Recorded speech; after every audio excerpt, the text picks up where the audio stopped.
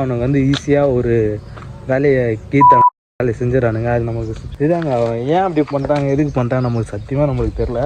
ஒவ்வொரு பைக் லவருக்கும் அது ஒரு தப்பாக போயிடுங்க. அது ஒரு பைக்கில் நீ ஏதாச்சும் ஸ்க்ராட்ச் போடும்போது அது என் கண்ணால் பார்க்கும்போது ஃபைட் நடக்குங்க. அதனால தான் சொல்கிறேன், நம்ம எல்லாத்தையும்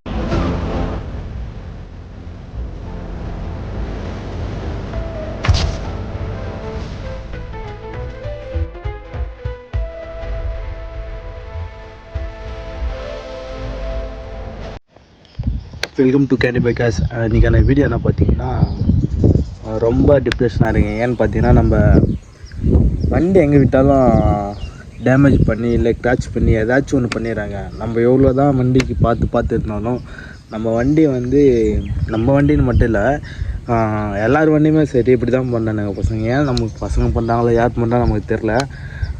நம்ம பேர் சொல்லிட்டு வச்சுருப்போம், நம்ம கேண்டீன் சொல்லிட்டு நம்ம ஒரு பேர் எழுதி நம்ம வண்டியில் வச்சுருப்போம். அது ஃபுல்லாக அழிச்சு விட்டாங்க. அப்புறம் வந்து நம்ம ஸ்டிக்கர், நம்ம டியூக் 200 ஸ்டிக்கர் இருக்குல்ல, அதுவுமே கீச்சு விட்டாங்க. நான் உங்களுக்கு காட்டுறேன் பாருங்கள்.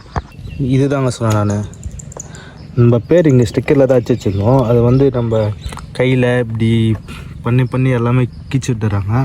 அப்புறம் இந்த சைடில் இந்த இதை கிழிக்கிறது, அப்புறம் நம்ம இங்கே அந்த கிராச் பண்ணுறது எல்லாமே கொஞ்சம் அப்படி தாங்க பண்ணுறாங்க. ஏன்னு தெரில.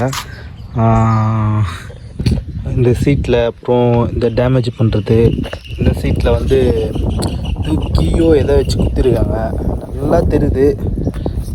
அப்புறம் இதுதாங்க நமக்கு பிரச்சனையாக இருக்குது. ஏதாச்சும் ஒன்று பண்ணிடுறானுங்க. அப்புறம் நம்ம என்ன சொல்கிறது தோணுங்களே. இதுதாங்க ஏன் அப்படி பண்ணுறாங்க, எதுக்கு பண்ணுறாங்க நமக்கு சத்தியமாக நம்மளுக்கு தெரில. அந்த ஒவ்வொரு விஷயமும் நம்ம சந்தோஷமாக பண்ணும்போது அவனுக்கு வந்து ஈஸியாக ஒரு வேலையை கீழ்த்தனமான வேலையை செஞ்சிடறானுங்க. அது நமக்கு சுத்தமாக பிடிக்கல.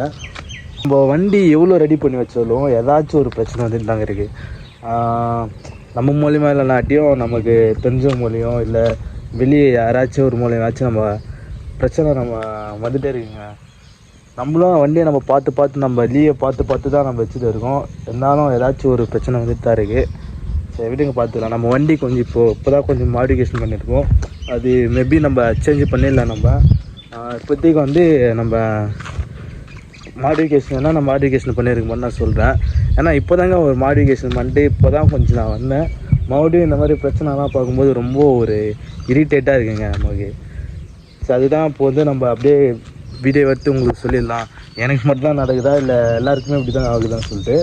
சரி வாங்க, நான் மாடிஃபை பண்ணியிருக்கேன் சொல்லி நம்ம வண்டியில் காட்டுறேன் வாங்க. இப்போ என்ன நம்ம சேஞ்ச் பண்ணியிருக்கோம், நம்ம 2 இண்டிகேட் சேஞ்ச் பண்ணியிருக்கோம். அப்புறம் வந்து நம்ம ஸ்டிக்கருமே இப்போ நம்ம தான் அடித்தோம். அதனால தாங்க அவ்வளோ கோவம் வருது எனக்கு. ஸ்டிக்கர் அடித்து கொஞ்ச நாள் கூட அவ்வளோ இது மாதிரி பண்ணி வச்சுருக்கானுங்க. அப்புறம் வந்து பேக்கில் வந்து அந்த நம்பர் பிளேட்டுங்க, இந்த நம்பர் பிளேட் மாற்றிருக்கோம். அப்புறம் வந்து இந்த மெட்கார்ட் நம்ம கைட்டு தான் வச்சுருந்தோம், இப்போ தான் போட்டு இருக்கோம். பேக்கில் காட்டுற பாருங்க, உங்களுக்கு பேக் இருக்குங்க. இதுதாங்க நம்ம இப்போது சின்ன மாடிஃபிகேஷன் தான் போடணும். இந்த சின்ன மாடிஃபிகேஷன் பண்ணதுக்கு நமக்கு செலவு அதிகமாக தான் ஆகுது. நம்ம ஒவ்வொரு விஷயமாக நம்ம பார்த்து செய்கிறோம். ஆனால் வெளியே இருக்கவங்க வந்து ஈஸியாக அது என்னென்ன பண்ண முடியுமோ ஈஸியாக பண்ணிட்டு போயிடறானுங்க. அது ஏன் நமக்கு தான் தெரில.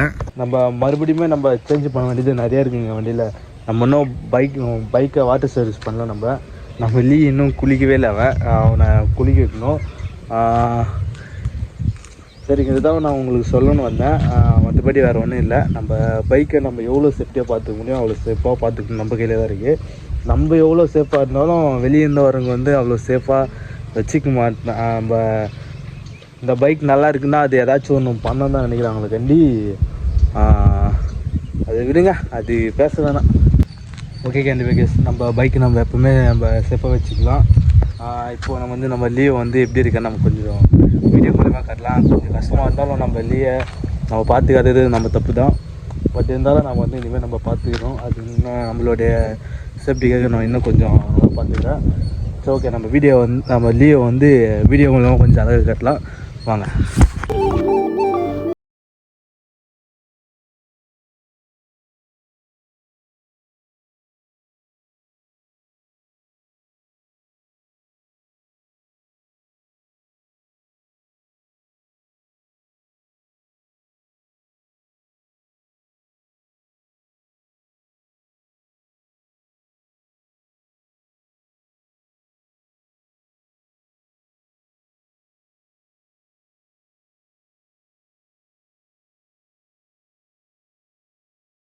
பைக் வச்சுட்டு இருக்கவங்களுக்கு தெரியும் நினைக்கிறேன்.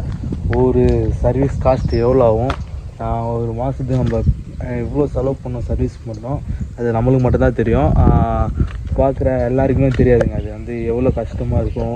ஒரு பைக் மெயின்டெனன்ஸ் வந்து கரெக்டாக ப்ராப்பராக பண்ணலாம், அது நமக்கு எவ்வளோ செலவு வைக்கின்ற எல்லாருக்கும் பைக் வச்சுருக்கவங்களுக்கு தெரியும்.